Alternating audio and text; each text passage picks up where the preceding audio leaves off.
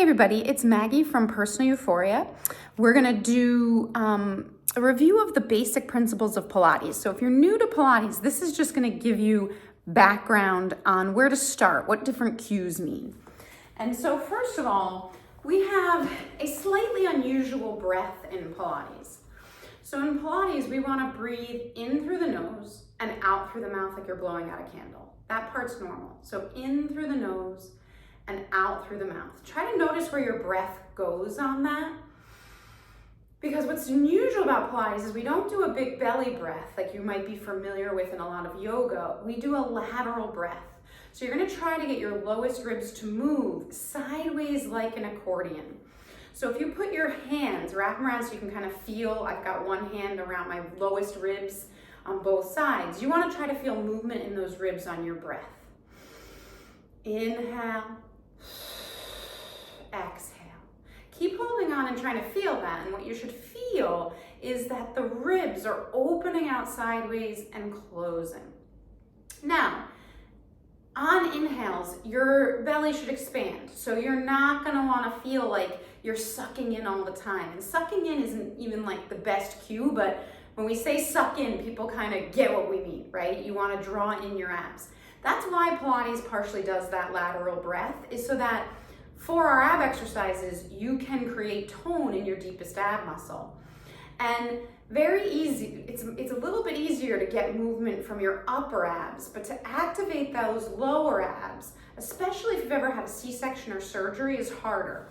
So engaging your lower abs does not mean moving your pelvis. You should be able to engage and release your abdomen muscles without tucking your tailbone. So if you put your hands low on your stomach, low like fingers towards your pubic bone low, we're trying to get the lower abdominals, and you're gonna try to inhale and exhale, and now pair that movement of the lower abdominals. Inhale, exhale.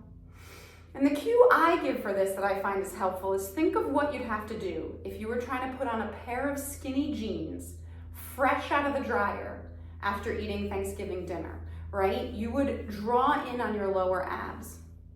You wouldn't necessarily tuck your tailbone to get into jeans, right? So you can stay neutral while you do that. And then we pair that together. You're gonna let any expansion that comes from the abs happen naturally, but you're gonna try to gently draw in the abs. Not as taut and tight as you can, but just a subtle activation. So you have this little sling of support. You're gonna try to hold that as much as you can while you do this lateral breath. Inhale, exhale. And it doesn't all have to come right away, right? I still feel like I learned this. It's what makes Pilates interesting is your body's changing, your body shows up different every day. But that's the breath we wanna work on in Pilates.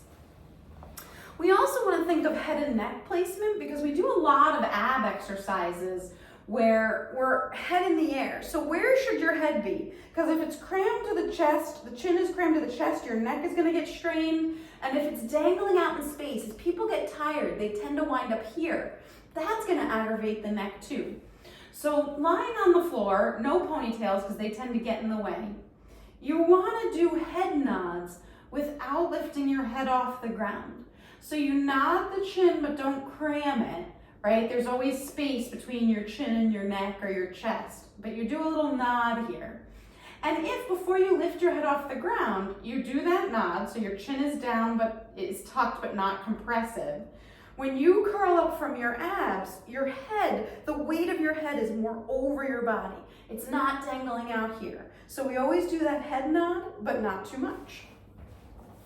Working our way down the body for our shoulders, we have elevation and depression, so you can slide your shoulders up and down. Of all the things we've learned so far, this is the simplest, really. More often than not in Pilates in life, we can catch ourselves tensing our shoulders, so you wanna just relax them. You can do a circular motion and reverse directions. But the trickiest movement the shoulders have that comes into Pilates a lot is protraction and retraction. So if you have your arms reaching out, try to keep the arms straight. You're gonna squeeze your shoulder blades together and then spread the shoulder blades apart. Squeeze together and spread. So the biggest mistake people make here is they bend and straighten the elbow. You're really trying to feel your shoulder blades move on your ribs. They come closer together, they spread apart. And this is very practical and important because your shoulders and spine increase your movement when they work together. So when you go to round forward, to get more spinal movement, you need to be able to protract the shoulders, spread them apart. When you go to bend back to get more movement, you've got to squeeze the shoulders together. And if you have mobility issues from the spine, your shoulder movement will be limited. If you can't move your shoulders in that protraction and retraction, your spinal mobility will be limited. So learning that combo is important. Then we're going to come back to the ribs, but we're going to talk about pelvic tilts. You have a neutral pelvis. That's the natural curve of your low back. Usually you can fit like 1 or 2 fingers between the arch in your low back and the floor. That's neutral. You could arch more and go beyond neutral. So neutral should not be as far arched as you can. It's a sweet in-between spot. But we also have imprint, where you tuck the tailbone between your legs and try to press your back against the floor. And you rock back and forth here. Now this is a generalization. In Pilates, very often if our feet are in the air, we're imprinted back towards the mat. And if our feet are down or one foot is down, we're neutral. We break that rule sometimes, but it's a general good rule to live by. You want to make sure that this movement comes from your abs. It's very easy to rock to imprint by pressing into your feet or tensing and squeezing the butt. The butt can do this movement too, but we want it to come from the abs. So imprint back against the floor, neutral. It's soft, it's subtle, and it's different than the zip of the jeans. And then finally, we're going to talk about our rib cage. And this is the hardest principle to sort of understand. So if you're new to Pilates, this one can come. It doesn't have to be there yet, but you want to know it's something we think about. So anytime we reach our arms overhead, whether in Pilates or life, because of regular tightnesses we have in the body, we have a tendency to pop our ribs up. So even if you're sitting, that tends to happen. The arm's going at a certain point to keep going, we pop the ribs. So what we call knitting the ribs is trying to resist that. So it means you'd stay neutral in your low back, but think of imprinting your ribs against the floor. And as the arms go overhead, you're doing ab work to keep your ribs down. They're not popping up. So you can play with that, imprinting the ribs. And we use this a lot in Pilates. Very often the arms go overhead, like if we're doing a teaser or a full roll-up, we start at the bottom with the arms overhead, and you want to make sure that each time that happens, you aren't just letting go and popping the ribs. So thinking about that connection at your ribs, not letting them pop or flare up and forward, is really key. So if you have any questions about the basic principles, I know that's a lot of info. And again, it's not just because you watched this video, you have to nail them all now. I'm still working on them. I pop my ribs all the time without thinking about it. I have to think about being in imprint. I learn a new exercise or one I haven't done in a while and I hold my breath.